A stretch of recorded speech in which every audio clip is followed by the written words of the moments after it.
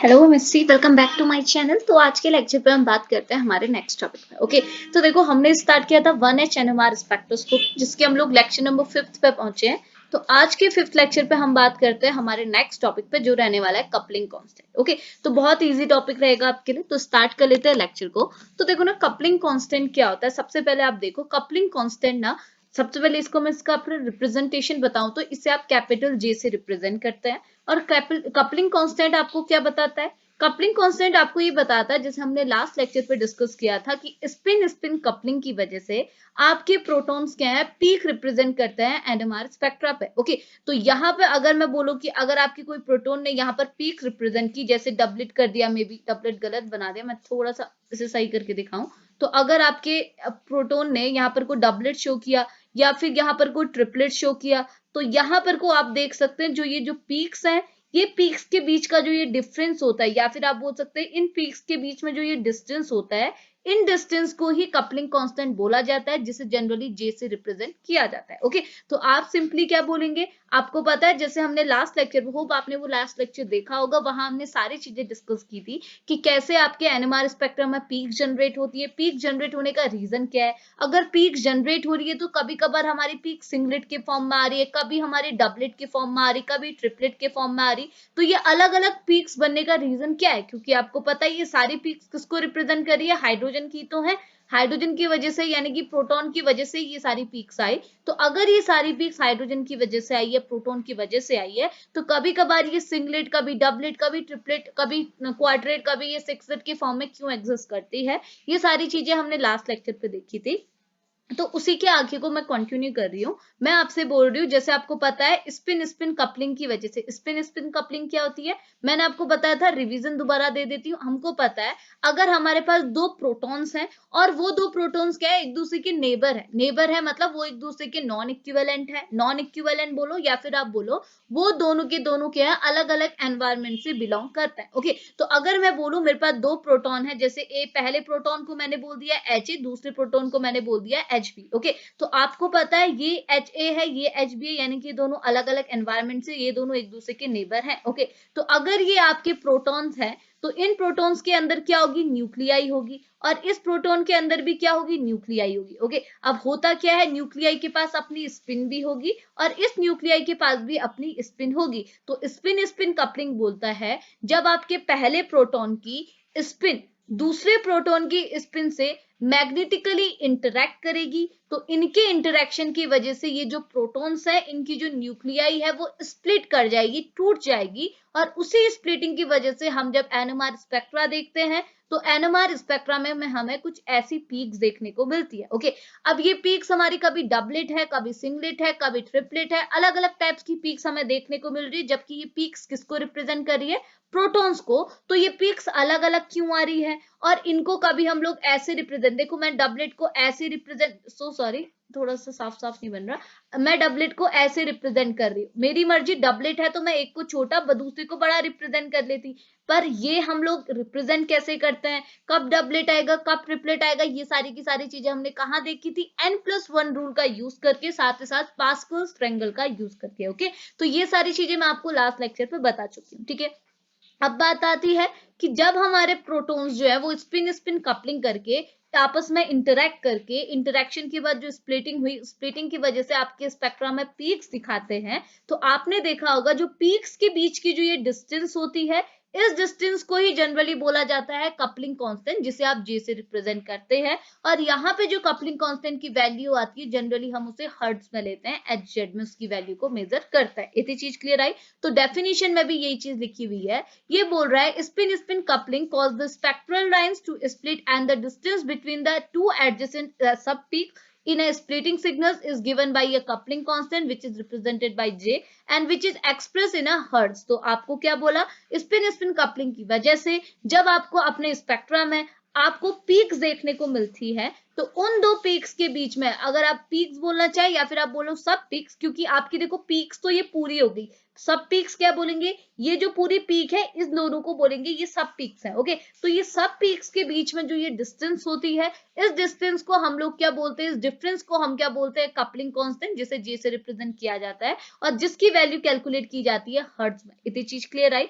अब ये क्या बोल रहा है, अब ये सारी चीजें वही चीज बता रहा है, यहाँ आप थ्योरी पढ़ लीजिएगा। अब हमने एग्जाम्पल के फॉर्म में यहाँ पर को लिखा हुआ है, एग्जाम्पल हमने वही लिया जो हमने लास्ट लेक्चर पे डिस्कस किया था। पहला एग्जाम्पल जो मैंने वहां आपको बताया था वो है आपका 112 ट्राइब्रोमो इथेन। ओके, तो 112 ट्राइब्रोमो इथेन का जब आप स्पेक्ट्रा देखेंगे तो आपको पता है स्ट्रक्चर कुछ ऐसा होता है। 112 ट्राइब्रोमो इथेन यानी कि पहली पोजीशन में 2 ब्रोमीन है और दूसरी पोजीशन में 1 ब्रोमीन है, आपके पास ट्राइब्रोमो हो गया और ये हो गया आपका इथेन का कंपाउंड। ओके, अब आप यहाँ पर को देखेंगे, मैंने आपको जैसे लास्ट लेक्चर पे भी दिखाया था, आपके पास यहाँ पर को टोटल नंबर ऑफ प्रोटॉन्स कितने हैं, 3 प्रोटॉन्स हैं। ओके, बट ये 3 प्रोटॉन्स में से 2 प्रोटॉन आपको केमिकली या फिर आप बोल सकते हैं मैग्नेटिकली सेम एनवायरनमेंट से बिलोंग करते हुए दिख रहा है, एक प्रोटॉन आपका अलग एनवायरनमेंट से बिलोंग कर रहा है। तो आपने इनको क्या टर्म दे देना है, आप ये अलग एनवायरनमेंट से बिलोंग करने वाले एटम को, प्रोटॉन को क्या बोल रहा है, एच है। ओके, और ये दोनों सेम ही एनवायरनमेंट से बिलोंग कर रहे हैं तो आप इन्हें बुलाएंगे भी एक ही टर्म से, तो आपने इसे एच बी बोला तो इसे भी आपको एच बी ही बोलना पड़ेगा। ओके, क्योंकि ये दोनों सेम एनवायरनमेंट से बिलोंग कर रहे हैं। ओके,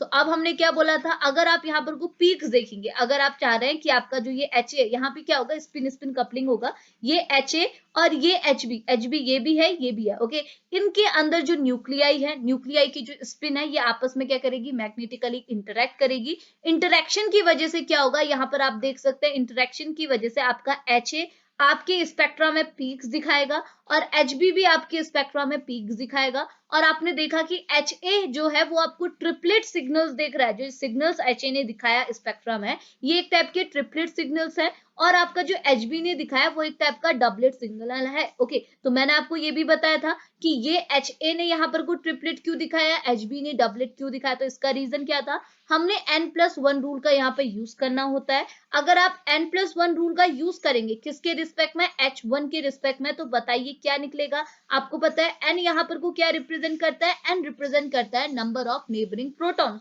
तो Ha के रिस्पेक्ट में, Ha के नेबर में कौन से कितने प्रोटॉन्स प्रेजेंट है, 2 प्रोटॉन्स प्रेजेंट है, एक है Hb, दूसरा ये वाला Hb, यानी कि Hb तो 2 नेबर में है बट Hb कितने नंबर पे है, 2 नंबर पे है। तो आप n की प्लेस पे क्या लिखेंगे, 2 + 1 इज इक्वल टू क्या हुआ, 3, यानी कि जो आपका एच ए है वो स्प्लिट करेगा कितने सिग्नल्स में, 3 सिग्नल्स पे। तो यहाँ पर को देखो हमने एच ए के लिए क्या बनाया, 3 सिग्नल्स। ओके, अब ये 3 सिग्नल में अगेन मैं आपको बोल रही हूँ, आपने 3 सिग्नल्स ऐसे क्यों नहीं बना दिए, आपकी मर्जी, आप ऐसे बना देते या फिर तीनों को इक्वल बना देते। तो आपने क्या किया, इसको इतना बनाया, इसको और इंटेंस बनाया, इसको अगेन कम इंटेंस, यानी कि इन दोनों को बराबर किया, इसको लंबा किया। ऐसा क्यों, हमको यहाँ पर को पास्कल्स ट्रायंगल लगाना होता है जो कि हमें क्या बताता है, पीक्स की इंटेंसिटी का रेशियो। ओके, तो यहाँ पर हमने पास्कल्स ट्रायंगल लगा के कैलकुलेट किया कि अगर आप ट्रिपलेट के लिए रेशियो निकालेंगे, आपकी पीक्स का रेशियो निकालेंगे, तो रेशियो क्या आता है, 1:2:1। ये मैंने आपको निकालना भी बताया था। तो इसका रेशियो क्या हुआ, 1, ये हो गया 2, ये हो गया 1, यानी कि ओवरऑल रेशियो क्या हो गया, 1:2:1। इतनी चीज क्लियर आई। तो ये अगर 1 पोजीशन में है तो ये वाला पीक, दूसरा वाला पीक क्या होगा, 2 पोजीशन में होगा, यानी कि इसका रेशियो क्या होगा, इनके कंपेयर में डबल।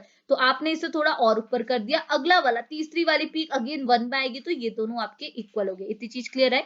तो हमको तो ये पता चल गया ये ऐसे ट्रिपलेट निकला। अब एच बी डबलेट क्यों निकला, अगेन यहाँ पर n+1 का रूल लगाएंगे, तो आपको पता है n मतलब नेबरिंग प्रोटॉन। तो एच बी के रिस्पेक्ट में, चाहे ये वाला एच बी ले चाहे ये वाला एच बी ले, इन दोनों के रिस्पेक्ट में सिर्फ एक नेबरिंग प्रोटॉन है, वो है आपका एच ए। और एच ए का नंबर कितना है, सिर्फ एक एच ए प्रेजेंट है। तो n की प्लेस पे क्या हो जाएगा, 1+1 इज इक्वल टू 2, यानी कि आपका जो ये एच बी है वो स्प्लिट तो करेगा बट कितने में स्प्लिट करेगा, डबलेट में। और डबलेट में देखो दोनों पीक आपने इक्वल की है, क्यों, क्योंकि पास्कल ट्रायंगल से हमने चेक किया डबलेट के लिए जो आपका इंटेंसिटी, आपकी जो पीक्स का जो रेशियो होता है, इनका जो एरिया का रेशियो होता है वो क्या होता है, 1:1, यानी कि पहली पीक जो आपकी, पहली सब पीक बोलनी चाहिए मुझे, जो पहली सब पीक का जितना हाइट है, जितनी इंटेंसिटी है, दूसरे सब पीक की भी उतनी ही इंटेंसिटी होगी, तो ये 1:1 में एग्जिस्ट करेगी। इतनी चीज क्लियर आई। तो ये तो हो गया। अब यहाँ पर को अगर आप ये सब पीक्स के बीच में जो ये डिफरेंस देखेंगे, ये वाला जो डिफरेंस है, इस डिफरेंस को ही आप क्या बोलते हैं, जी, जिसे आप बोलते हैं कपलिंग कांस्टेंट। तो यहाँ पे जो ये डिफरेंस आया, आप देख रहे हैं ये डिफरेंस जो आया है, इसे आप कैसे बोलते हैं, इसे बोलते हैं जे। और यहाँ पर को देखो, अगर मैं यहाँ पर साफ साफ दिखाऊं, अगर मैं यहाँ पर को ट्रिपलेट बनाऊं कुछ ऐसा, एक मिनट रुकिएगा, अगर मैं यहाँ पर को ट्रिपलेट बनाऊं कुछ इस टाइप का, ओके, ये बना दिया सपोज मैंने ये ट्रिपलेट। तो अगर यहाँ पे देखो ये जो पहले और दूसरे सब पीक्स के बीच की जो ये डिफरेंस है, इसे मैं बोल रही हूँ जे। तो ये जे की जो वैल्यू आएगी, इस जे की भी उतनी ही वैल्यू आएगी। समझ में आ रहा, क्योंकि इनकी सब कुछ वैल्यूज क्या है, इक्वल इक्वल है। तो यहाँ पर को क्या होगा, यहाँ पे जो जितनी जे की वैल्यू है उतनी ही जे की वैल्यू ये होगी, और ये जे ही होता है आपका कपलिंग कांस्टेंट। ओके, तो अगर आप इस एग्जांपल के थ्रू एक्सप्लेन करना चाहेंगे, तो यहाँ पे बोला है ये डबलेट के लिए, यहाँ पे जो आपने डबलेट दिखाया है, इस डबलेट के लिए जो आपकी जे की वैल्यू है वो है आपकी 6.1 हर्ट्ज। ओके, तो ये जो जे की वैल्यू आपने यहाँ पर को कैलकुलेट करी वो थी आपकी 6.1 हर्ट्ज। इतनी चीज क्लियर आई। और यहाँ पे जो आप जे लिखेंगे ना, आप नॉर्मल जे, अभी मैं आपको आगे दिखाऊंगी, जे को आप सिंपल जे नहीं लिखेंगे, जे को आप क्या लिखेंगे, 3J। क्यों? क्योंकि यहाँ पे जो मैंने इसके आगे 3 लगाया, ये इनके बीच के बॉन्ड की बात करता है। जैसे आपको पता है, हम इस बी के लिए हमने क्या निकाला, ये डबलेट निकाला। इस बी के लिए हमारी जे की वैल्यू हमने 6.1 हर्ट्ज निकाली। अब मैं ये बोल रही हूँ कि इस जे को मैंने 3J कहा, क्यों? क्योंकि ये जो मेरा डबलेट आया है एचबी की जो मैं बात कर रही हूँ, वो किसकी वजह से, यहाँ पे जो स्प्लिटिंग हुई, यहाँ पे जो स्पिन कपलिंग हुई, वो किसकी वजह से हुई, इस एच ए की वजह से तो हुई। तो यहाँ पर को इनके बीच में जितने बॉन्ड होते हैं हम उनको काउंट करते हैं 1 2 3। तो इन 3 बॉन्ड के रिस्पेक्ट में मैंने बात की कि मेरे यहाँ पर जो जे है इसे मैं बोलूंगी 3J। और 3J मतलब ये डबलेट की बात यहाँ पर को मैं कर रही हूँ, एचबी की बात मैं कर रही हूँ। तो एचबी के सब पीक्स की जो कांस्टेंट की जो मैंने वैल्यू निकाली, वो मेरी कितनी आई, 6.1 हर्ट्ज। ओके, तो अभी आपको क्लियर नहीं हो रहा होगा, मैं आपको आगे लेके चलती हूँ। देखो यहाँ पे मैंने थ्योरीज लिखी हुई है, आप थ्योरी पढ़ लीजिएगा। मैं आपको सीधे यहाँ पे लेके चलती हूँ। इस थ्योरी का मैं यहाँ पर को मैंने शॉर्ट लिखा हुआ है। ओके, ये थ्योरी आपको क्या बोल रही है, मैंने यहाँ पर को लिखा हुआ है। देखो, सबसे पहले ये बोल रहा है कि अगर आपके पास कोई ऐसा मॉलिक्यूल है जिसमें आपके पास जर्मिनल क्या हो, प्रोटॉन्स हो। अब जर्मिनल प्रोटॉन्स मतलब क्या होता है, जेमिनल प्रोटॉन मतलब ऐसे प्रोटॉन जो एक सिंगल कार्बन एटम के थ्रू अटैच है। जैसे आप पहले स्ट्रक्चर पे देख सकते हैं, हमारे पास कार्बन एटम है, इस कार्बन एटम के साथ क्या है, 2 प्रोटॉन डायरेक्टली अटैच हैं। ओके, तो ये जो प्रोटॉन्स है इन्हें बोलते हैं जेमिनल प्रोटॉन्स। ओके, अब देखो अगर मैं ये बोलूं कि ये दोनों जो प्रोटॉन्स है मेरी, ये अलग अलग एनवायरमेंट से बिलोंग कर रहे हैं, इट मींस क्या हुआ, अगर ये दोनों अलग अलग एनवायरमेंट से बिलोंग कर रहे हैं, इट मींस ये दोनों एक दूसरे के नेबर कंसीडर किए जाएंगे, जैसे मैंने आपको लास्ट लेक्चर पे बोला था। और अगर ये दोनों एक दूसरे के नेबर कंसीडर किए जा रहे हैं, इट मींस ये दोनों एक दूसरे के साथ क्या कर सकते हैं, स्पिन स्पिन कपलिंग। ओके, तो यहाँ पे भी क्या है, आपके HA और HB दो अलग अलग टाइप के प्रोटॉन्स हैं, क्योंकि ये दोनों नॉन इक्विवेलेंट है, अलग अलग एनवायरमेंट से बिलोंग कर रहे हैं। अगर ये अलग अलग एनवायरमेंट से बिलोंग कर रहे हैं तो इनके बीच में क्या हो सकती है, कपलिंग हो सकती है। और अगर यहाँ पर कपलिंग या फिर आप बोल सकते हैं स्प्लिटिंग हो रही है, तो ये दोनों क्या है, अलग अलग आपकी स्पेक्ट्रा में, अगर आप इस मॉलिक्यूल के लिए स्पेक्ट्रा बनाएंगे, NMR स्पेक्ट्रा, तो ये दोनों क्या है, पीक्स यहाँ पर को रिप्रेजेंट करेंगी। ओके, अब मैं आपको बताना चाह रही हूँ कि यहाँ पर जो इनके बीच की कपलिंग है, इसे आप बोलते हैं जेमिनल कपलिंग, क्योंकि यहाँ पर जो कपलिंग हो रही है वो 2 जेमिनल प्रोटॉन्स के बीच में हो रही है। ओके, अब देखो यहाँ पे जो, अब एक और चीज मैं आपको बताऊं, ये दोनों प्रोटॉन्स, अगर मैं बोलती कि ये दोनों प्रोटॉन्स अलग अलग एनवायरमेंट से बिलोंग नहीं कर रहे, इट मींस क्या होता है, ये दोनों प्रोटॉन्स इक्विवेलेंट है, इन दोनों का बिहेवियर एक है। तो यहाँ पर कोई भी कपलिंग नहीं होती, क्योंकि आपको पता है अगर मेरे पास 2 HB टाइप की प्रोटॉन्स हैं, ये आपस में कपल नहीं कर पाते। ओके, अगर HA HB यानी कि अलग अलग एनवायरमेंट से बिलोंग करने वाले प्रोटॉन्स हैं, देन वहां कपलिंग होगी, वरना नहीं होगी। ओके, इट मींस क्या हुआ, यहाँ पर को तो मैंने साफ साफ लिखा हुआ यहाँ पर कि ये दोनों प्रोटॉन्स क्या है, मस्ट बी नॉन इक्विवेलेंट, अलग अलग एनवायरमेंट से होने चाहिए, तभी ये दोनों नेबर कंसीडर करे जाएंगे, और तभी इनके बीच में क्या होगा, इंटरेक्शन और कपलिंग होगी। तो इस टाइप की कपलिंग को आप बोलते हैं जेमिनल कपलिंग। और इनकी पीक्स के बीच में जब आप यहाँ पर कोई डिफरेंस निकालना चाहेंगे, जिसे आप जे से रिप्रेजेंट करते हैं, उस जे की वैल्यू को आप 2J बोलेंगे। 2J क्यों, अगेन वही चीज है, आपने बीच के बॉन्ड को देखना है, इन दोनों के बीच में कपलिंग हो रही है, इन दोनों के बीच में स्प्लिटिंग हो रही है, तो देखो कितने बॉन्ड है इन दोनों के बीच में, 2 बॉन्ड है। तो यहाँ पर आपने क्या लिखा, 2J, इतनी चीज क्लियर आई। और यहाँ पर को जनरली अगर आपके पास कोई ऐसा मॉलिक्यूल है जिसके लिए आप NMR स्पेक्ट्रा बनाना चाह रहे हैं, और वहां पर को जो प्रोटॉन्स है वो आपके जेमिनल है, तो उस केस में आपको जनरली जो जे की वैल्यू मिलेगी वो आपके किस रेंज में मिलेगी, 10 to 18 हर्ट्ज के बीच में मिलेगी। यानी कि यहाँ पर जो वैल्यू लाई करेगी वो किसके बीच में लाई करेगी, 10 to 18 हर्ट्ज के बीच में लाई करेगी। और इसको हम कैसे रिप्रेजेंट करेंगे, 2J, वही चीज यहाँ पर को लिखी हुई है। इतनी चीज क्लियर आई। नेक्स्ट अगला है आपका विसिनल कपलिंग। ओके, अब विसिनल कपलिंग मतलब आपके जो प्रोटॉन्स है वो अलग अलग कार्बन से अटैच हुए हैं। ओके, तो यहाँ पे देखो आपके जो कार्बन है अलग अलग हैं और आपके अलग अलग कार्बन से अलग अलग प्रोटॉन्स अटैच हैं। अब मैंने बोला कि ये जो मेरा प्रोटॉन है ये दोनों क्या है, अलग अलग एनवायरमेंट से बिलोंग कर रहे हैं, इट मीन्स ये दोनों क्या है, नॉन इक्विवेलेंट है। ओके, अब अगर मैं बोलूँ कि अब देखो नॉन इक्विवेलेंट होने के साथ साथ ये दो फॉर्म में एग्जिस्ट करेंगे। पहले केस में आप देखो ये दोनों सिस है एक दूसरे के साथ, दूसरे केस में देखो ये दोनों एक दूसरे के क्या है, ट्रांस है। तो सिस और ट्रांस होने की वजह से भी जे की वैल्यू यानी कि आप बोल सकते हैं कपलिंग कांस्टेंट की वैल्यू अफेक्ट करती है। जैसे यहाँ पर देखो पहले अगर हम कपलिंग कांस्टेंट का रिप्रेजेंटेशन देखें तो आप इसे 3J से रिप्रेजेंट करेंगे। 3J से क्यों?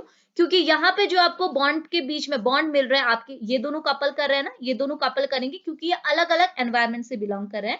अलग अलग एनवायरमेंट से बिलोंग कर रहे हैं, इट मीन्स इनके बीच में कपलिंग हो सकती है, स्प्लिटिंग हो सकती है।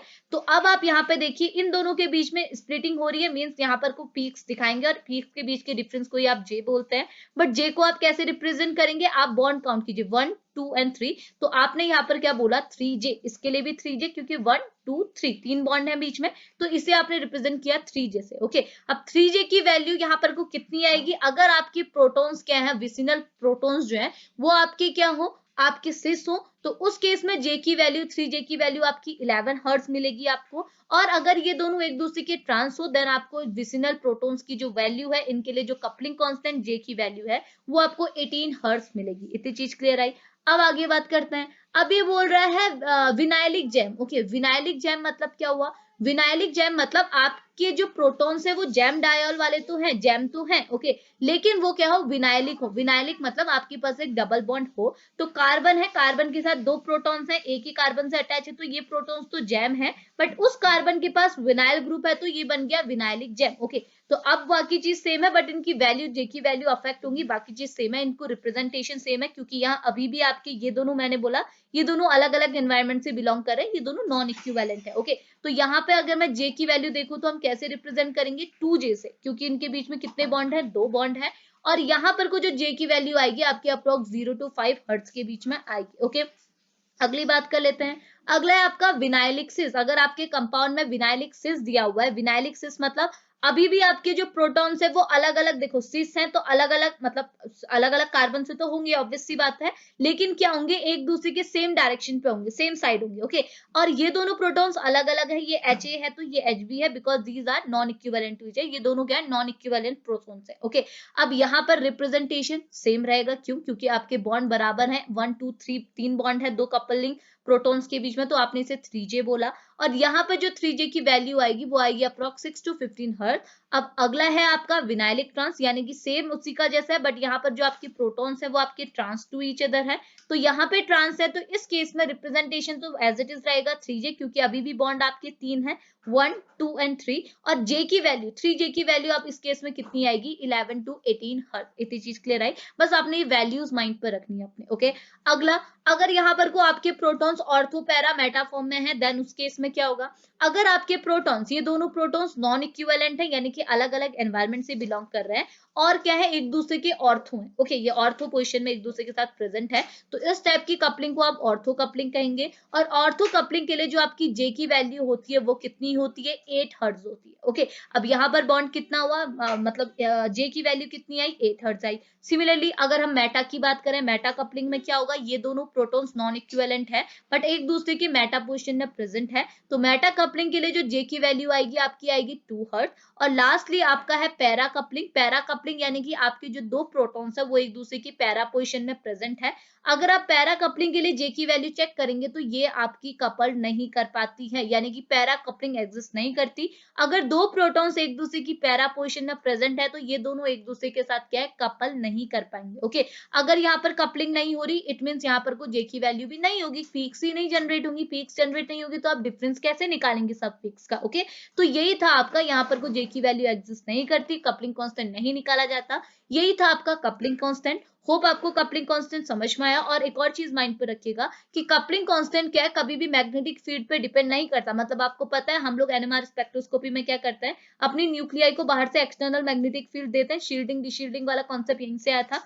तो यहाँ पर को क्या है, अगर आप जे की वैल्यू चेक करना चाहते हैं कि जे की वैल्यू मैग्नेटिक फील्ड से भी अफेक्ट होती है क्या, आप मैग्नेटिक फील्ड बढ़ाएंगे घटाएंगे तो आपकी जे की वैल्यू यानी कि आपके कपलिंग कांस्टेंट की वैल्यू भी घटेगी बढ़ेगी, बिल्कुल नहीं घटेगी बढ़ेगी। क्यों? क्योंकि आपको पता है कपलिंग कांस्टेंट कहां से आ रहा है, कपलिंग कांस्टेंट आ रहा है आपका स्पिन स्पिन कपलिंग की वजह से। जब आपकी न्यूक्लियाई स्पिन स्पिन कपलिंग कर रही है यानी कि आपकी जो दो न्यूक्लियाई हैं, जो नॉन इक्विवेलेंट न्यूक्लियाई है, उनके न्यूक्लियस जिनके अंदर स्पिन्स हैं, स्पिन जब आपस में मैग्नेटिकली इंटरेक्ट कर रही है, उस इंटरेक्शन की वजह से आपको पीक्स मिलती है, ना कि बाहर से अप्लाइड मैग्नेटिक फील्ड की वजह से। यानी कि मैग्नेटिक फील्ड का कोई भी रोल यहाँ पर नहीं है। तो यहाँ पर इस वजह से, इस फिनोमिना की वजह से जो पीक्स आई, पीक्स के बीच में जो डिफरेंस हम लोग देखने को मिल रहा है, जिसे आप कपलिंग कांस्टेंट कह रहे हैं, उसकी वैल्यू भी एक्सटर्नल मैग्नेटिक फील्ड से अफेक्ट नहीं हो सकती। ठीक है, तो ये चीज माइंड पे रखिएगा कि एक्सटर्नल मैग्नेटिक फील्ड का जे पे कोई भी असर नहीं पड़ता है। ओके, इतनी चीज क्लियर आई। तो ये था आपका आज का टॉपिक जो है आपका कपलिंग कांस्टेंट। होप लेक्चर आपके लिए हेल्पफुल रहे। तो अभी लेक्चर को यही फिनिश करेंगे, मिलेंगे नेक्स्ट लेक्चर पे, तब तक के लिए बाय बाय।